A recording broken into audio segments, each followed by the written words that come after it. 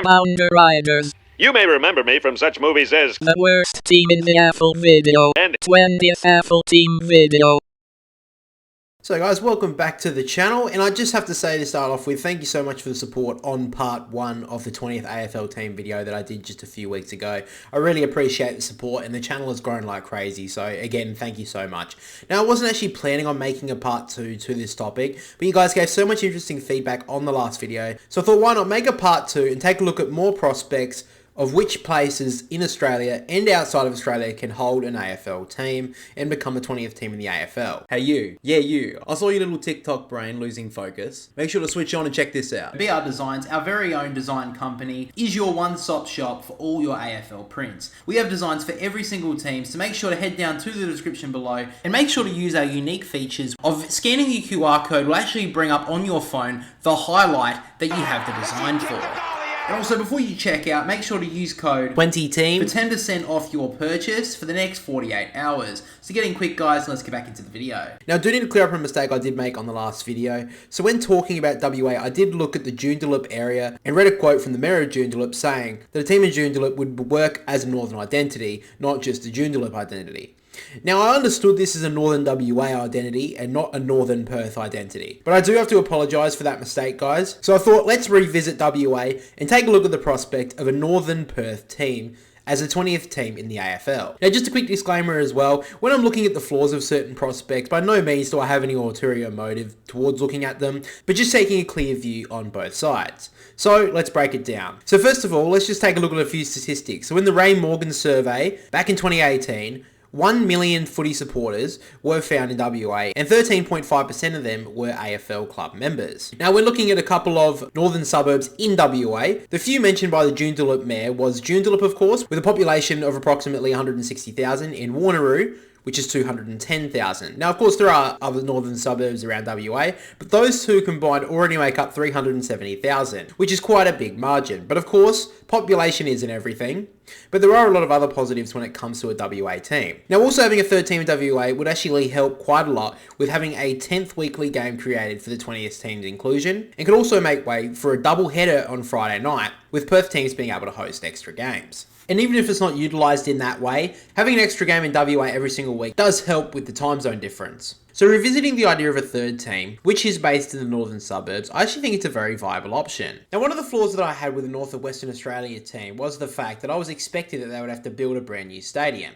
But if the team was based just outside of Perth, such as Joondalup, which is only 26 kilometres away from the CBD, then obviously they could still play their games at Optus Stadium. Now, some of you also mentioned Bunbury and Busselton, which is more to the southwest region of WA. Now, Bunbury is about 175 k's from Perth and has a population of just over 76,000. And Busselton is about 260 k's away from Perth and roughly has a population of just over 40,000, according to the 2021 census as well. Now, I know population isn't everything when it comes to a new team, but the population of these areas is really too small, and not to mention the fact that it is way too far away from Perth to have games at Optus Stadium, so they would have to build a brand new stadium to accommodate for this team. And if they are going to choose an option to save costs by choosing a team that's closer to a main stadium of the state, then I highly doubt they will build a brand new stadium. So looking at your guys' suggestions, I actually see now that the northern suburbs of WA is actually a viable option. But there are a few flaws with the third team in WA, which a lot of people fail to mention. One would have to be the fact that the AFL tend to neglect WA,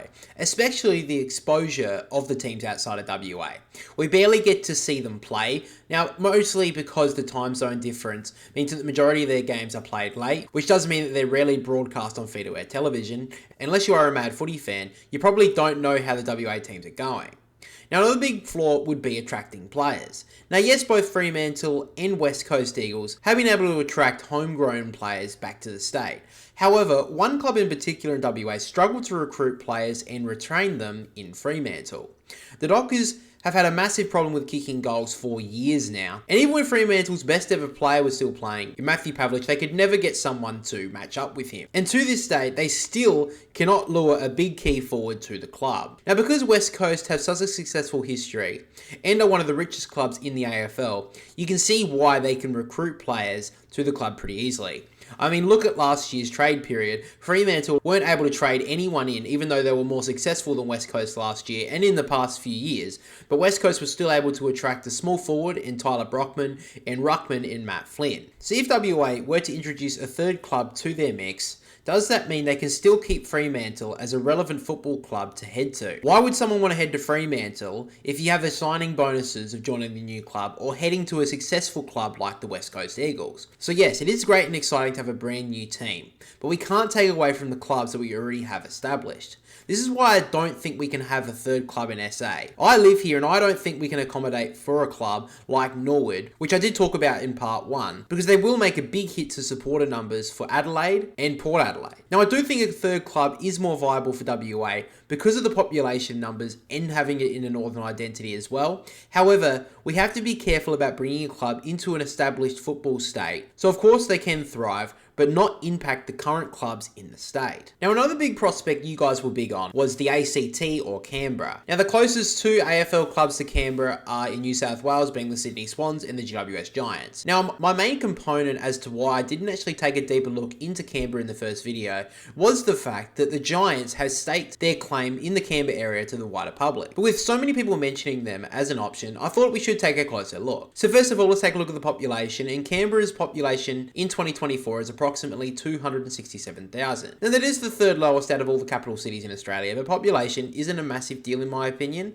So let's take a look at the evolving player development, because we already know that WA can produce players, so I thought we'd take a deeper look at Canberra, because a lot of people may not actually know that Canberra have produced some star players in the past 10 years. So in 2012, the ACT Academy for AFL players was transferred from the Sydney Swan Zone to the GWS, and the Giants created a sub-academy in the Canberra area, which gives GWS first picks at the ACT talent. And looking at the academy, they have produced some stars of our game, most notably Ivan Soldo, who was drafted to Richmond and now plays for Port Adelaide, Jack Steele, who was a high draft pick for the GWS Giants and is now the captain of the St Kilda Football Club, and probably one of the most notable players is Tom Green, touted as one of the top players at the moment and a chance to win the Brownlow medal. Now another promising sign is the fact that the Giants are getting members in the ACT. In 2022, it was reported that 6,400 GWS members were based in the ACT. And out of their 32,000 members that were reported at the time, that is a fifth of the AFL club members based in the ACT alone. So you can see a want for AFL in the nation's capital. Now, even though the GWS Giants are positive for football in Canberra, I actually seen them as a main roadblock in the ACT getting their own team. The biggest problem against Canberra is the fact that the AFL have said that the GWS Giants is the team for Canberra. The former AFL CEO and Gillon McLachlan said back in 2015 that Canberra have their own AFL team, the GWS Giants. And as recent as 2022, the Giants also staked their claim in the nation's capital, wanting to be the team for the ACT. In 2022, the Giants signed a 10-year deal with the ACT government worth $28.5 million to bring the AFL and GWS Giants to the ACT. Now, of course, the other problem is the fact that rugby league and union are still the more popular sports in that region and are considered the main sport of the ACT. Now, I'm not saying that they will never get their own team. And if the AFL continues to grow in New South Wales and the ACT, then I actually could see some bigger plans for the future. But with the GWS Giants starting to grow its profile in New South Wales and the ACT, I don't believe the AFL would want to add a competitor to the market. Now finally, I want to talk about an international option for the 20th AFL team in New Zealand, because quite a few of you actually suggested that as an option. Now some people may not know this, but New Zealand actually has a pretty deep history playing Aussie rules football. The first Australian football team from New Zealand was the New Zealand native football team, who competed against the colony of New South Wales in Sydney on the 29th of June 1889, with the result being a 4-goal each draw. And in 1905, two New Zealand representatives, one from the North Island and one from the South, attended the Australasian Football Conference, where the Australasian Football Council was formed. The national team traces its origins back to the forming of the first national body, the New Zealand Football League, formed in 1907 at the Naval and Family Hotel in Auckland. Now the New Zealand side wear a distinctive silver and black uniform which consists of a Guernsey singlet, shorts and socks. The Guernsey contains New Zealand silver fern. Before every game, similar to the All Blacks, the New Zealand team perform the haka.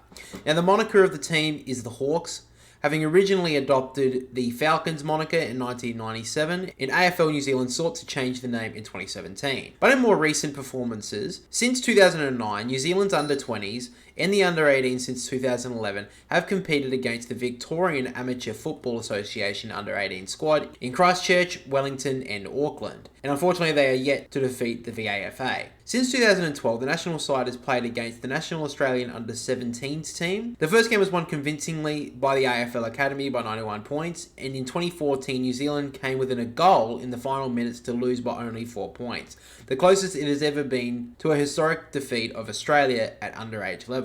Now, to be fair of New Zealand, they do get behind their international league teams like the Warriors in the NRL and Wellington Phoenix in the A-League with the success that they're having this season.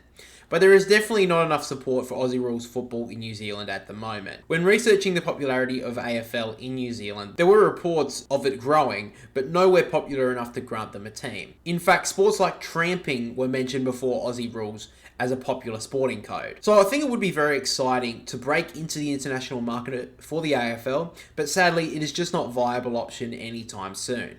However, I do hope that the AFL start to push the sport globally because I do think it is the best sport in the world. And in this video, I actually did have a discussion about why AFLX was the worst decision that the AFL ever made, because AFLX was a product for an international market and the AFL executed it very poorly. So if you want to check out that video, then I will link it down below. Now, I think it would be great to see a 20th team come to the competition at some point. And I know some people may think that the talent isn't there to fill a 19th team, let alone a 20th, but the AFL are starting to put plans into place to expand the development prospects in the years to come. So I really do hope that is not the problem going forward, and it may take some time to warrant a 20th team in the competition. But I think the majority of the AFL public would love to see a 20th team enter the AFL competition. Hey guys, thanks for watching this video. I really do appreciate it. Now, like I said at the start of the video, I wasn't really planning on making a part 2 to this, but your guys' feedback really inspired me to take into a more in-depth look at some other places that could hold an AFL team in the future. So make sure to let me know down below any more suggestions on where an AFL club could be held. Of course, make sure to like and subscribe. I really do appreciate the support. Share it to a friend as well if they are as a bigger footy fan as you. And if you want to show a little bit of extra support and have some exclusive perks to the channel, make sure to join up to our YouTube channel membership. You get early access to our podcasts, both the Boundary Riders podcast, which is related to the footy, and our Twinners podcast, which is more a comedy podcast. You'll get early access to all the Boundary Riders videos and a 15% discount code on all BR designs. You'll also get a bunch of exclusive perks for live streaming as well, like badges and stuff. So make sure to go check out the exclusive perks. And right now for channel members, you can check out the new video for the longest AFL premiership drought. So if any of that interests you guys, then make sure to click the link down below for channel membership and join the community we are starting to build on this channel. But thanks for watching guys, and we'll catch us all in the next one.